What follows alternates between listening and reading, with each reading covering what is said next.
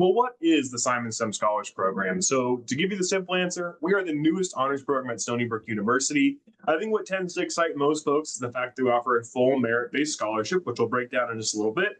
And I think is actually the biggest advantage of our program is our early and sustained access to undergraduate research opportunities. The three pictures you see here are the three classes this program has brought in so far. The S1s being our first ever class, just now entering their junior year. The S2s below them entering their sophomore year, and our S3 class just now beginning their freshman year. So for those of you that are current seniors on the call, you'd be prospective S4, for juniors S5, so on and so forth.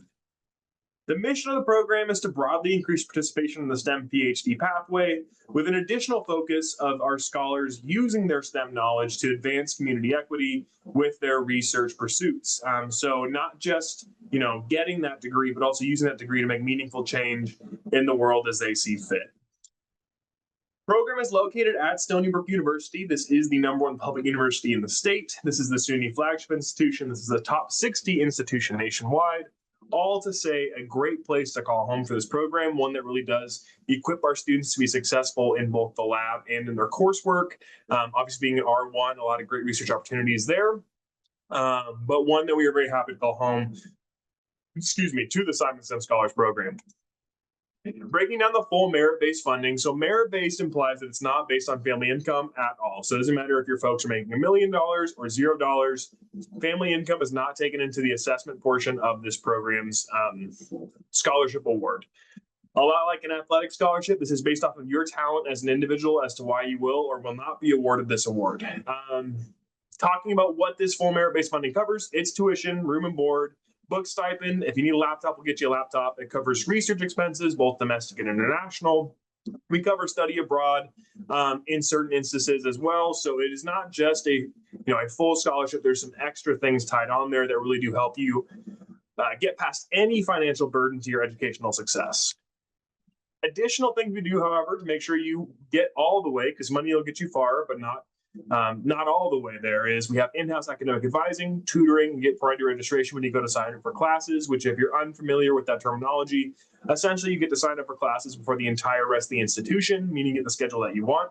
The example I always use for this is imagine an 8 a.m. chem lab and a 10 a.m. chem lab. Most folks correctly guess that the 10 a.m. chem lab will fill up first. So just kind of help you get the schedule that'll help you be the most successful in your collegiate pursuits. We do a lot of back-end work with our faculty, to ensure that they are open and receptive to receiving scholars in their labs. We help with transition to graduate programs, whether that's at Stony Brook or another institution. We help with career prep, and obviously you're going to leave with honors distinction on your transcripts as well. Some things that aren't listed here for scholars that are pursuing the MD PhD route. There is MCAT support as well. But with that in mind, I do want to address something early. We are not necessarily a pre-med program. We are a pre-research program. So if you're hoping to become a nurse or a PA or a surgeon, and you have zero interest in research, this is not the program for you. If you are interested in medical research, and if you're interested in being a provider who also conducts research, there is certainly a home for you here in the Simon STEM Scholars Program. But I like to address it early that we are not necessarily a pre-med program. We are a pre-research program and the research pathway as it follows. So that was kind of a breakdown of what the program offers. So what you have to do to maintain that funding, you have to successfully complete a 6-week summer bridge prep course. This is only after you graduate high school and before you start your freshman year of college. You have to maintain a 3.0. You have to participate in undergraduate research, hence that conversation I just had. And you have to live on campus. Obviously, that's covered by the scholarship. But those are the program requirements in terms of maintaining eligibility for this funding. In terms of the coursework, a common misconception that students are taking only classes with other Simon STEM scholars. You are taking whatever classes are belonging to your major. So if you're an engineer, you're taking engineering coursework. If you're a computer science major, you're taking computer science coursework. If you're a biology major, you're taking biology coursework. About one class per semester will be part of the Simon STEM Scholars curriculum. As you can see here, themed towards research and the PhD experience. This is what will lead to that honors distinction on the transcript. And really the idea behind this curriculum is to make it as easy as possible for you to achieve the long-term goal of the program, which is obviously to matriculate to a PhD program. In terms of research available at Stony Brook, we have Brookhaven National Lab 30 minutes down the road from us. Really great opportunities there. in particular as it pertains to spectroscopy, and there's some pretty cool things around that. Cold Spring Harbor National Lab, 30 minutes in the other direction. So if you're interested in like DNA or genetics or anything along those lines, obviously top of mind facilities there. We have the Simon Center for Geometry and Physics directly on our campus. So if you're interested in math or physics, great faculty hosted there. Stony Brook Medical Center for any of those medical research opportunities you're looking for. I know several of our scholars are already actively engaged in both genetics and cancer research there. And then, like I mentioned before, being R1, research available in all of our majors, so a lot of great ways to pursue your interests, whatever they may be. But when we talk about the program, we think even bigger than just Stony Brook. We do have a lot of great connections through both the Simons Foundation, the faculty and staff that work with our program, and our current scholars. So this is a list of some of the places we've established those research connections. Being that we're only in year 3, this list is only going to continue to grow, but a lot of promising locations for our scholars to kind of pursue their interests. A stat we are extremely proud of, 82% of our Simon Sim scholars conducted research within their first year at Stony Brook University. And why this statistic is so impressive to us is that the national average is only 5%. Even when we look at a place like UC Berkeley, they're only at 54%. So when it comes to placing students in research early, we really are second to none. When we talk about the entire year, including the summer, 100% of our scholars have matriculated into an REU program. Again, this is kind of two things I always like to brief students. There's nothing I can do to force someone to take you in the lab, right? You still have to do the hard work on your end. You still have to get the good grades. You still have to reach out to PIs. But both through our curriculum and through the work that our staff is doing in establishing these research connections, we have achieved that 100% placement, which is obviously something we're very proud of. In terms of where we're sending folks, places like Carnegie Mellon, Amazon, Harvard, Johns Hopkins, NASA, Caltech, Stanford, Brown, just to name a few. If you're curious about like who went where, what were they actually doing, I would encourage you to check out the scholar profile section of our website. All of our students have their research listed there, including the institutions and the PIs they might have worked under. And if you're curious, for example, what Marcus was doing at NASA, you can send us an email via our outreach email. We're happy to connect with the scholars who are definitely happy to talk about their research. So this is our S1s in their junior year. This is our S2s. As you can see, wide variety of places people went. Many people chose to stay at Stony Brook and continue their work they might have begun in the academic year, and many also pursuing new academic research during the summer in their major. One unique thing that the scholarship does cover is research abroad. So this picture you see on screen right now is from the Turkana Basin Institute in Kenya. We sent 16 students there this last winter to go engage in research. This opportunity in particular is cross-disciplinary, so it didn't matter what major you're part of, you're eligible to participate. The other cross-disciplinary study abroad experience we have is the CERN research experience, which for those of you that don't know, CERN is the Center for European Research on Nuclear. That's located in Geneva, Switzerland. We sent 12 students there this last summer, again, fully covered by the program. Great things from them to add their CVs and also just great enriching life experiences to get involved with research in a unique way. As I mentioned earlier, housing is covered by the program, but we're gonna make sure you guys are taken care of since you have to live on campus. You start in Yang Hall, which is suite style right from the start, and then you will kind of upgrade to single bedroom suites as you enter your junior and senior year. This is an idea of what it looks like on the inside. If you're really curious about like what exactly it looks like, I would advise you to hop onto the Residence Live website. They kind of have like a Google Maps street view, interior view of the dorms, which I think is a good way to kind of get a sense of what you can expect. All right, let's address the next big question that I'm sure a lot of folks have. How do you actually become a Simon Sim Scholar? Everything you see on screen here is certainly true of all of our scholars, but we boiled it down to what we call the 3 big C's. The first C being curious. We are looking for students that are passionate about whatever it is they want to study, whether it's the stars or starfish or anything in between. We as a program do not care. We're not looking for any particular major. I mean, obviously looking for STEM majors, but there's no quota per STEM major, anything like that. We just want to look for students that are passionate about research. It's the #1 contributing factor to students pursuing the PhD.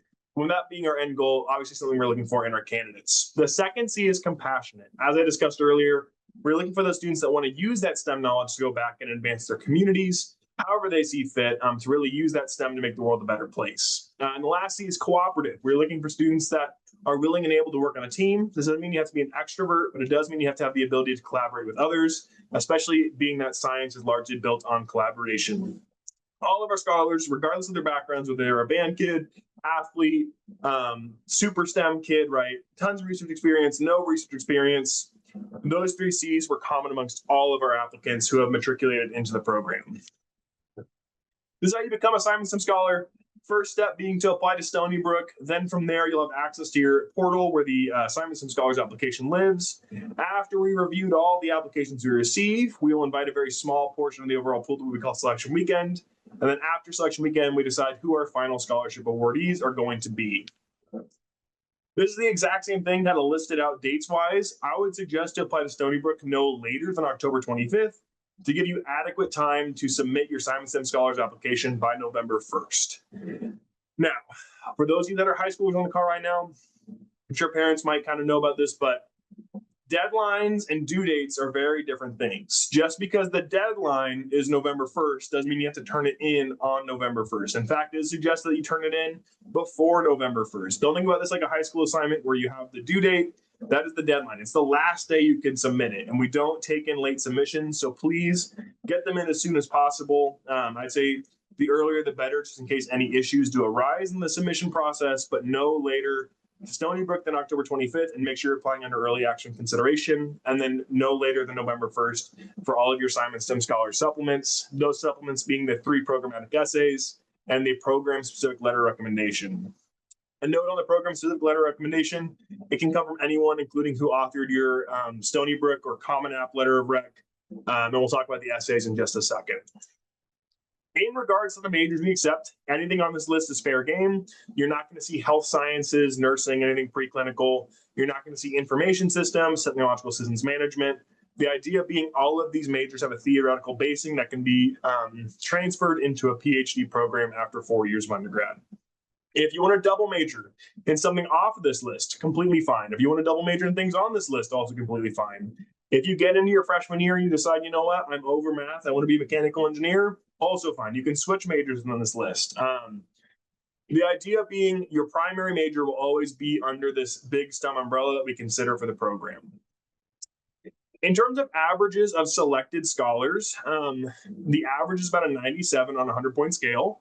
That ranges from about an 87 to over 100. And over 100, we don't take weighted GPA, but we kind of look at that in terms of students that are bringing in 50 plus college credits, right? So sometimes that can just affect the speed at which they graduate. All candidates have gotten to at least pre-calculus by their senior year. And with the competition level rising, most candidates have actually gotten to calculus by their senior year. Doesn't necessarily matter between AB, BC, AP, all that. Just calc proficiency is what the program is seeking. And all had some form of leadership experience. This can mean they were senior class president. This can mean they were first chair in band, leader of their school play, captain of a sports team. It could also mean that they were the secretary or the treasurer or any other kind of administrative role. It could also mean they were working a job to help support their family. It could mean that they were looking after their siblings while their parents were working. I mean, someone else can rely on them to do their part. It's a vital skill to have in the lab and one that we're certainly looking for in our candidates as well. These are our essay questions. They're on our website on the Prospective Scholars tab on the application roadmap. So if you don't take a picture right now, you can find them there later and continue working on them on your own.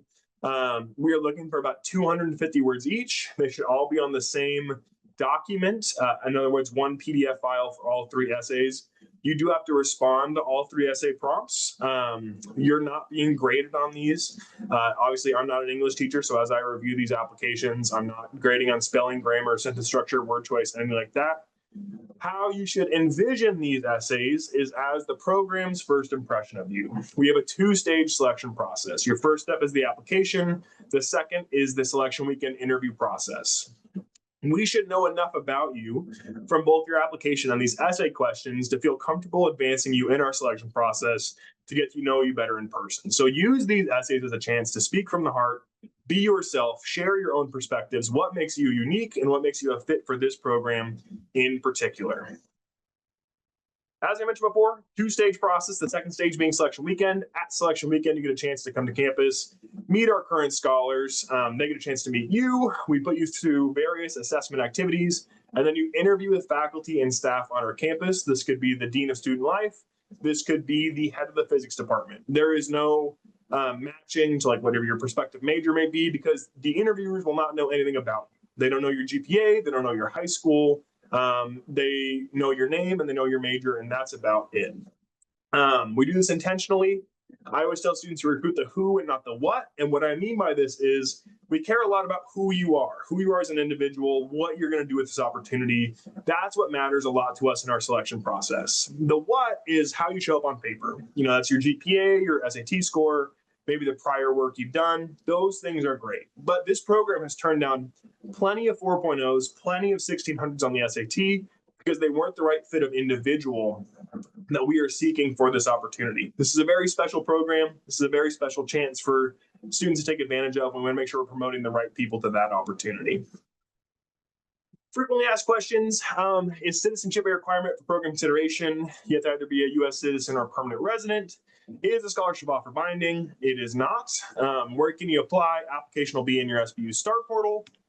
You can still apply to the other honors programs at Stony Brook, and we actively encourage it, being that we are a very selective program. The only other program you can participate in at the same time as Simon STEM Scholars is Scholars for Medicine. For those of you that don't know, Scholars for Medicine is not a BSMD program, but it is a seat saver at our medical school. They take about 2 to 8 students per year to that program. But if you get into both that program and ours, and you're planning to pursue the MD PhD, you can participate in both. We have an S3 who's participating in both right now. And then lastly, application window will close on November 1. So please make sure to get your Stony Brook application and your supplements uploaded within the next couple weeks. In terms of why you should become a Simon STEM Scholar, I think these are some great highlights. S1, Kaylin James said, I chose to become a Simon STEM Scholar because I wanted to be in an environment where I could grow and be my authentic self. In academia, sometimes people feel the need to suppress themselves to fit in or be professional. However, being in this program has reassured me that what I bring to the table is more than enough. I have learned who I am along with my character, and motivation/dedication, of course, will get me far in my educational career. S2 Daniel Zhang said, I chose to be Simon STEM Scholar because it is a wonderful program that can fully maximize my 4-year college experience. The opportunities provided by the program gives me a huge insight and motivation in understanding what it takes to be a researcher. And then S2 Carolyn Hammond said, I chose to become a Simon STEM Scholar because the program not only supports my professional aspirations, but also fosters an environment that makes us more worldly, more deeply caring, and more inclusive individuals. Being in a community who is also driven and passionate is so important to reaching my goals. This is just a small handful of the scholar responses. As I mentioned before, every scholar has their own page. If you're curious about what anyone has to say about why they chose the program, again, I would encourage you to kind of go check out their profiles and see what they had to say. But I just kind of bring this up to show there is not one specific reason that students chose the program. I think everyone kind of finds their own fit within it. But I think all these students obviously are benefiting from the programming that we offer. I know I talked very quickly. If you need like a one slide to remember the things I was talking about, this is a good one. That's a general overview of the program. QR code there will take you to our website where all this information lives. The Instagram is led by our scholars and a great chance to see what student life is like. And if you have additional questions for me after this presentation, simonsscholars@stonybrook.edu will put you directly in touch with me to answer any programmatic questions that you may have.